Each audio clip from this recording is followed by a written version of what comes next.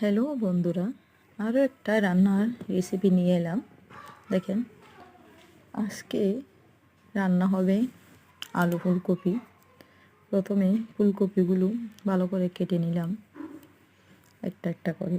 তারপর আলুগুলো ছোট ছোট করে কেটে নিব। এই দেখেন, একটা কেচা 5-6 টুকরো করা যায় মতো আলু ফুলকপিগুলো। তারপর ওগুলো চুলায় একটা হাঁড়ি বসিয়ে দিলাম। তারপরে এর মধ্যে তেল দিয়ে 2-1টা পাঁচফোড়ন দিয়ে আলুগুলো ভালো করে ভেজে নিলাম। তারপরে ফুলকপিও দিয়ে দিলাম।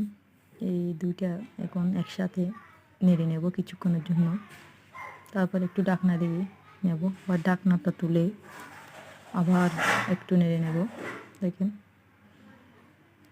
আমরা আবার বেশি তেল দিয়ে এক একটা করে ভাজবো এরকম না, একটু করে তেল দিয়ে সবগুলো একসাথে ভেজে ফেলবো। দেখেন, সবগুলো একসাথে। তারপরে ওখানে মরিচ মশলা যা দিব, ধনিয়ার গুঁড়া, হলুদের গুঁড়া, মরিচের গুঁড়া, এই সবগুলো দিয়ে ভালো করে নেড়ে ফেলবে এখন। তারপর ঢাকনা দিয়ে দিছি।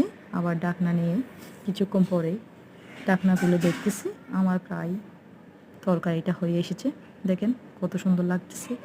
অনেকে আবার রান্না করে তেল দিয়ে, অনেক তেলের মধ্যে বেশি করে দিয়ে এগুলোকে ফুলকপিগুলোকে একদম ছোটো ছোটো করে ফেলে ভেজে। না, এটা কিন্তু এরকম করতে হবে না। এই তেলের মধ্যে সব কিছু একসাথে দিয়ে একটু করে ভেবে তারপরে মশলা দিয়ে একটু ঢাকনা দিলে ভাবস 10 মিনিট পর হয়ে যাবে।